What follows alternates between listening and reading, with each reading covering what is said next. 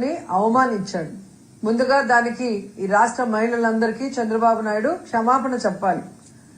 ఆయన ఇచ్చిన super 6, super 7 హామీలు అమలు చేయమని మహిళలు ఎక్కడ అడుగుతారో అని ముందుగానే ఎదురు దాడి చేసి ఏ విధంగా మహిళల్ని అవమానించారో నిన్న అందరూ కూడా గమనించారు. పల్లె వెలుగు బస్సులో స్టార్ట్ చేసి 1 ఇయర్ అయిందని జెండా పండుగ రోజు జెండాను ఎగరవేసి ఆ పల్లె వెలుగు బస్సులో మహిళల్ని ఎక్కించుకొని కట్ట దగ్గర ఉన్న తన ఇంటికి తీసుకువెళ్లి భోజనాలు పెడతానన్న పేరుతో ఏ విధంగా అవమానించి వాళ్ళ ఆత్మస్థైర్యాన్ని దెబ్బతీశాడో టీవీల సాక్షిగా ఈ రాష్ట్రంలో ఉన్న మహిళలందరూ కూడా గమనించారు. మహిళల్ని ఎవరు ఏమిచ్చినా వెంపర్లాడే వాళ్ళలాగా, డబ్బుకు ఆశపడే వాళ్ళలాగా, అసలు ఎంత నీచంగా చంద్రబాబు నాయుడు చిత్రీకరించాడో చూస్తుంటే చాలా రక్తం మరిగిపోతుంది. ఈరోజు చంద్రబాబు లాంటి డట్టి పాలిటిషియన్ ఈ దేశంలోనే ఇంకొకరు లేరు అని కేసీఆర్ గారు చెప్పినప్పుడు కొంతమందికి అర్థం కాలేదు, కానీ ఈ రోజు పూర్తిగా అర్థమైంది. చంద్రబాబు నాయుడు లాంటి డట్టి politician one and only Chandrababu నాయుడే. ఆయనకి ఎవరు పోటీ రాలేరు, ఎవరు సాటి కూడా రారు డట్టి పాలిటిక్స్ చేయడంలో. ఆయన చెప్పిన వ్యాఖ్యలు ఏంటి తెలుసా?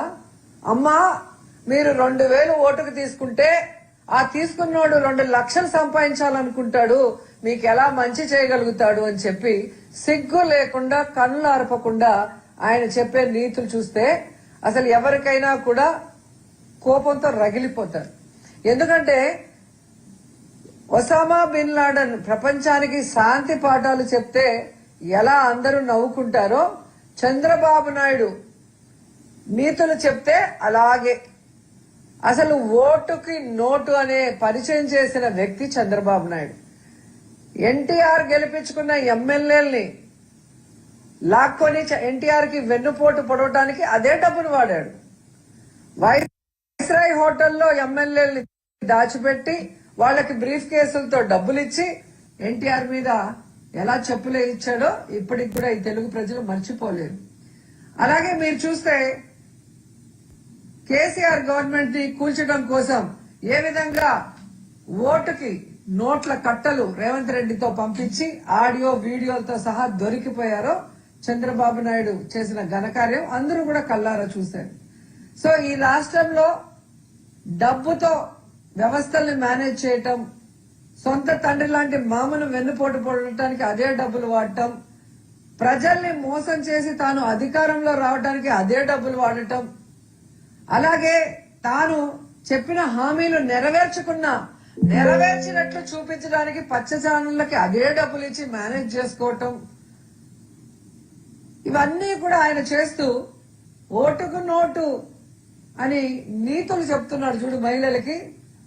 అది చంద్రబాబు నాయుడు గొప్పతనం. తప్పులన్నీ చంద్రబాబు నాయుడు చేస్తాడు, కానీ నిందలు ఎదుటి వాళ్ళ మీద వేయటానికి ఏ మాత్రం కూడా సిగ్గుపడడు.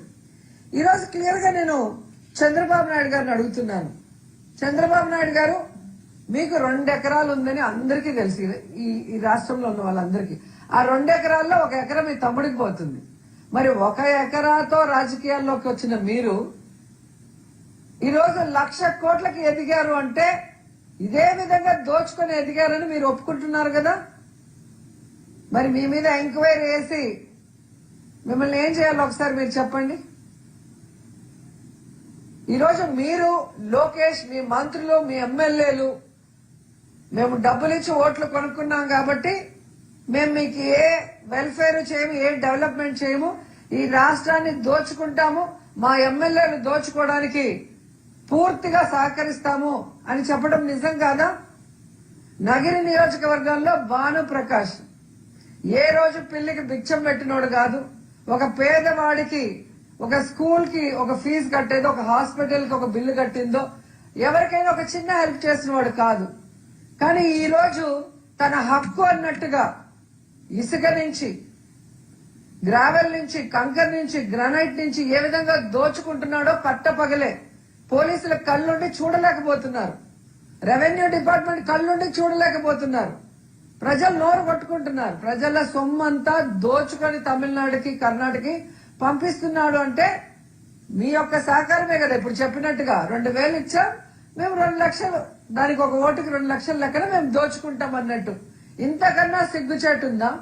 ఇంతకన్నా వ్యవస్థల్ని భ్రష్టు పట్టించే నాయకుడు చంద్రబాబు నాయుడు కన్నా ఇంకొకరు ఉన్నారా అని నేను అడుగుతున్నా. ఈరోజు మహిళల్ని మాట్లాడుతున్నారు మీరు, సిగ్గుండాలి మీకు. ఎలక్షన్లు అప్పుడేమో అమ్మ చెల్లి తల్లి అని చెప్పి కాళ్ళు పట్టుకుంటారు, చేతులు పట్టుకుంటారు. ఓట్లు వేసిన తర్వాత అదే మహిళల్ని ఆగస్టు 15 రోజు పిలిచి మరి అవమానించడం ఎంతవరకు సమంజసం? ఖచ్చితంగా